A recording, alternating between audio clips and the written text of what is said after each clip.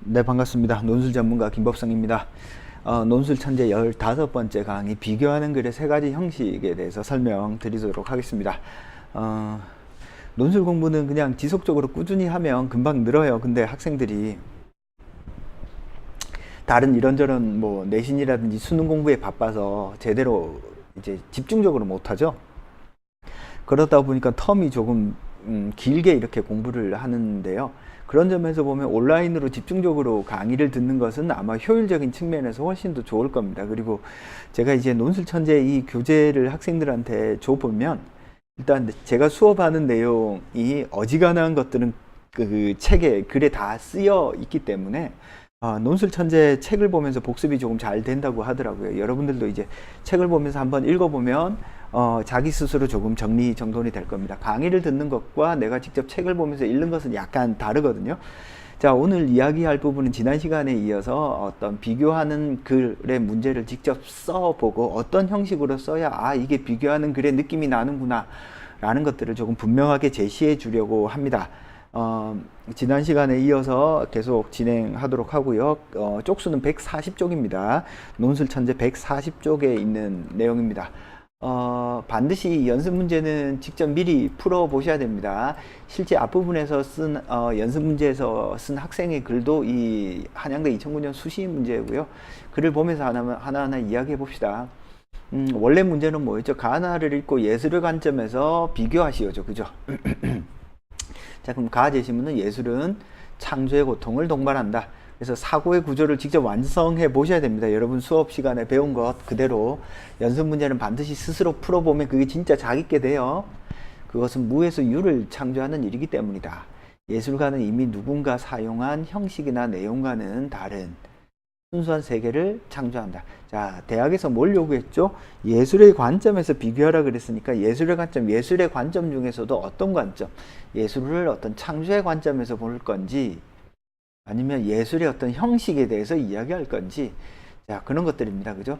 예술은 창조하는 과정이 고통을 필요로 한다라고 제시문에서 이야기하고 있네요. 그죠? 고통.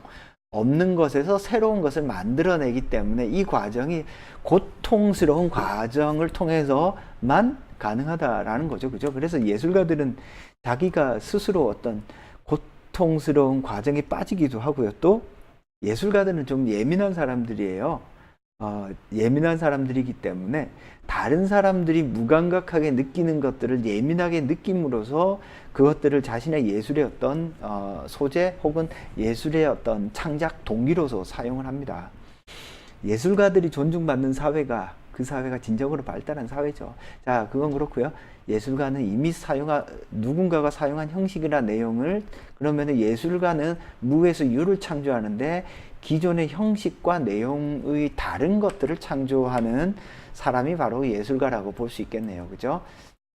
자, 그래서 그런 과정에서 기존의 어떤 형식과 내용을 창조하는 과정에서 충분히 뭔가 고통을 감내해야 되는 거죠.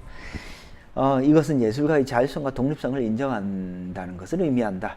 그러니까 예술이 이런 기존의 형식과 내용을 벗어나는 새로운 것을 창조하기 위해서는 예술가 스스로 어떤 자율성과 독립성, 즉 세상과는 구별되는 예술가 자체의 어떤 자율성과 독립성을 인정을 해줘야지만이 그런 것들을, 그래서 예술적 허용이라는 게 있는 거죠.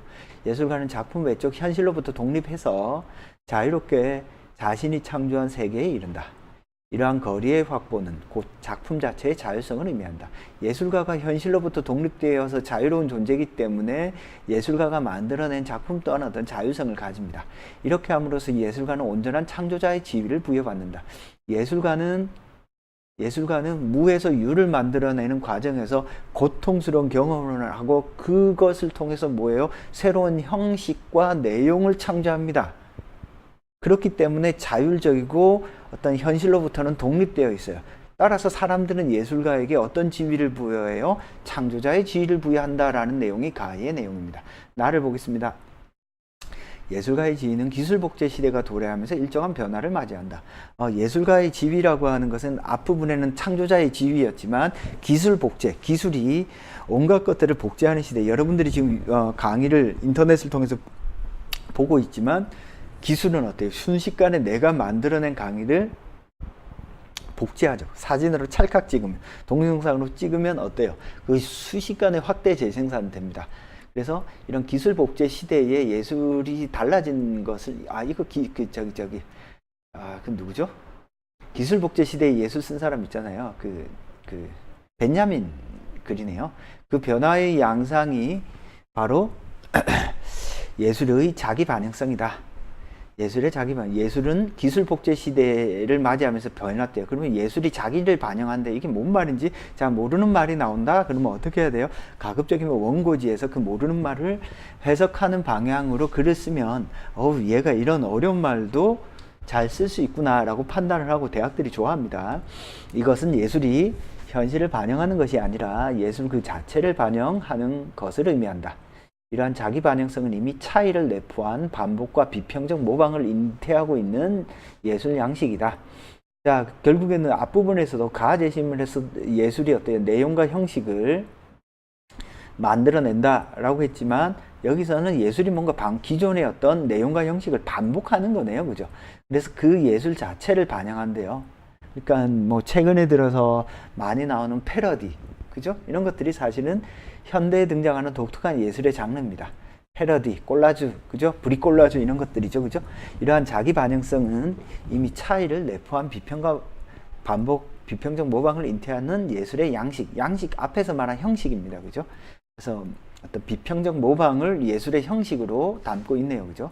예술은 이러한 반복과 비평적 모방을 통해서 자기 반영적 비평 형식의 의미를 획득하게 된다. 형식이 뭔가 새로운 형식을 만들어내는 게 가라면 나는 자기 반영적 비평적 모방의 형식을 가지고 있네요. 좀 차이가 있네요. 그죠?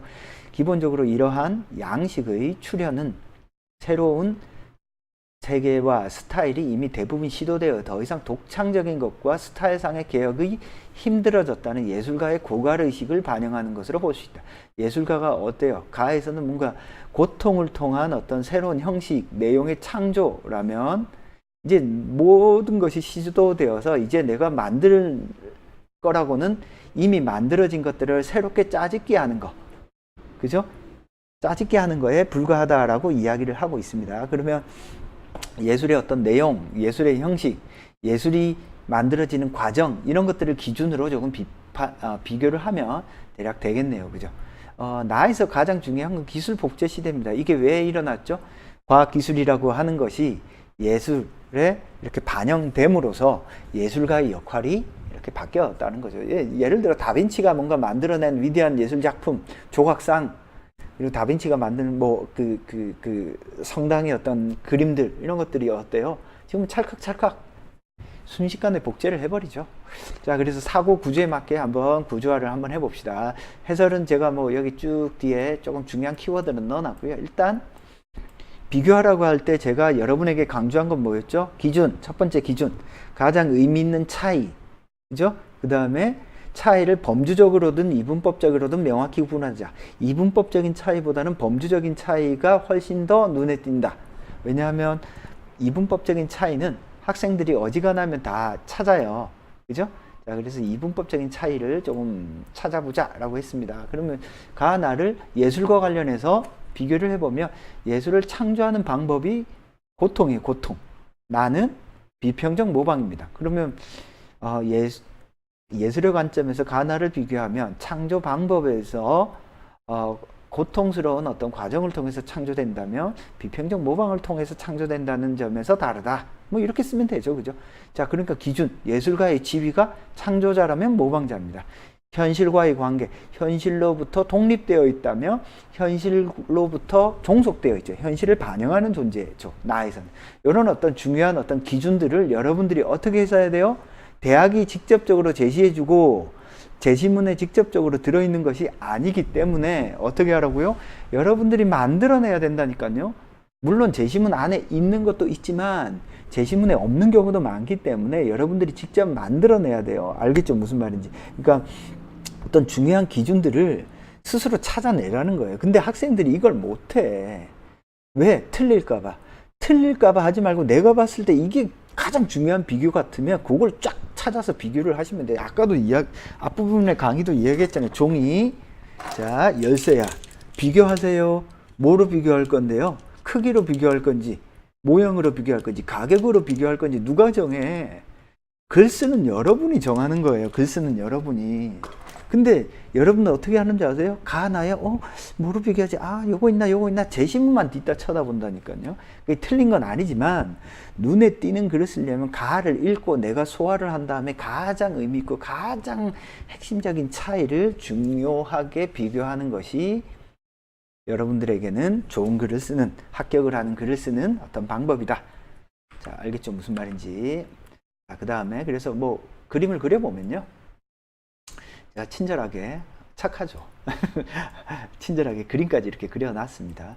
가와 나의 필자는 둘 다 예술 혹은 예술에 있어서의 창조를 바라봅니다. 어떤 기준에서 바라봐요? 고통의 측면에서 예술을 바라보니까, 예술이라고 하는 것은 예술가의 고통스러운 과정을 통해서 뭔가 만들어져요. 그래서 고통을 통해서 누군가 사용하지 않은 어떤 새로운 형식이나 새로운 내용을 창조해요. 그 결과 어때요? 예술은 그렇기 때문에 예술은 고통스러운 과정을 통해서 완전히 현실과 떨어진 새로운 세계를 창조함으로써 예술은 현실로부터 독립되어 있다라고 판단을 합니다. 나의 필자는요, 예술은 뭔가 비평적 모방의 관점에서 바라봐요. 왜 이렇게 바라보죠? 예술이라고 하는 것이 기술 복제 시대에 새로운 세계와 스타일이 모두 이미 시도되었기 때문에 이미 현실 그 자체를 반영할 수밖에 없기 때문이죠. 그죠? 요거는 나는 순서를 바꿔도 돼요. 나의 비평적 모방 대신에 기술, 과학 기술을 위해 넣어도 됩니다. 과학 기술의 측면에서 요건 순서는 중요한 게 아니라 논리적인 어떤 연관성, 인과성만 뚜렷하게 잡으면 다 됩니다. 그래서 비평적 모방보다는 과학 기술로 잡는 것이 사실은 조금 더 맞죠. 하여튼 과학 기술로 보든 뭐든 보든 어찌됐건 정확하게 어떤 기준에서 보고 그걸 예술에 적용해서 보니 이런 과정에서 이런 결과가 도달했다를 논리적 일관성 있게 여러분들이 말로 쓰면 다 정답이다. 자, 그래서 과학기술의 측면에서 보니 예술이라고 하는 것이 이미 모든 것이 다 복제되어 버렸어. 그 결과 비평적 모방을 할 수밖에 없어. 따라서 예술은 창조가 아니라 예술 그 자체를 반영할 수밖에 없는 것이다 라고 규정을 하고 있네요. 그죠? 이런 식의 어떤 차이를 쓴다면 이런 어떤 비슷한 논리 구조, 말이 되는 논리 구조를 찾는다면 다 정답이다 라고 볼 수 있겠습니다. 알겠죠? 무슨 말인지. 그래서 여러분들이 여기에 들어가는 부분들은 스스로 논리적으로 규정을 하는데 말이 되면 다 정답이다. 요것만이 정답이 아니에요. 똑같은 제시문이라고 할지라도 구조화하는 것들은 다양한 것이 있을 수 있으니까 여러분들이 할 수 있는 대로 다양하게 해보시는 게 좋습니다. 자, 알겠죠? 무슨 말인지. 자, 그래서 각각의 어떤 부분들을 쓰시면 되겠습니다. 그럼 실제 학생 글을 한번 보면서 이야기 한번 해볼게요. 자, 비교하는 형식 첫 번째는 이렇게 두 가지식으로 쓰는 겁니다. 대놓고 어떻게 비교할 수 있다라고 대놓고 쓰는 거죠. 그죠? 자, 한번 예시답을 한번 읽어볼게요. 가와 나는 공통적으로 예술과 예술의 창조에 대해서 논의한다. 예술의 관점에서 한번 비교해보라 그랬으니까 예술과 예술의 창조의 관점에서 논의한다라고 앞부분에 첫 문장을 썼네요. 그러면 뒤에 나오는 문장은 예술 혹은 예술 그리고 예술의 창조에 관련해서 어떤 식의 차이가 나타나는지에 대한 어떤 비교가 되어야 되겠습니다. 둘 다 공통적으로 예술과 예술의 창조에 대해서 논하지만 그러나 예술이 창조되는 과정에서 가는 예술가의 독창적 노력에 의해서 창조된다면 나는 예술가들이 서로 작품을 모방하면서 창조된다는 점에서 다르다. 어때요? 예술의 창조와 관련해서 뭔가 비교한 느낌이 나죠. 앞에 학생의 글과는 조금 다르죠. 그죠? 창조 과정을 다르게 보는 이유는 가는 과거의 예술가의 노력을 과거의 예술가가 고통스러운 노력을 통해서 기존에 없던 형식과 내용을 창조하는 과정을 통해서 예술이 창조되었다면 문장 조금 다듬어야 되겠네요. 나는 오늘날 기술 복제 시대가 도래하면서 새로운 형식과 내용은 더 이상 만들어질 수 없는 현실에서 예술가가 모방할 수밖에 없는 현실이 도래하기 때문이다.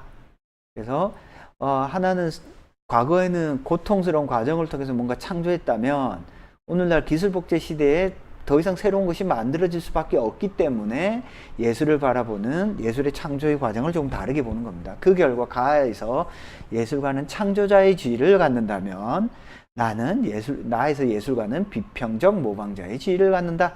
그래서 글을 쓰는 과정에서 예술가의 창조, 예술가의 창조를 잡았으면 그걸 중심으로 쭉 비교하는 어떤 글을 쓰는 것이 일관성 있는 글을 쓰는 겁니다. 즉 대학은 아무리 짧은 글이라고 할지라도 제시문에 치여서 그냥 글을 쓰는 것이 아니라 학생이 주도적으로 이 처음부터 끝까지의 글을 일관성 있게 쭉 밀고 나가는 글을 상당히 좋아한다라고 볼 수 있겠습니다.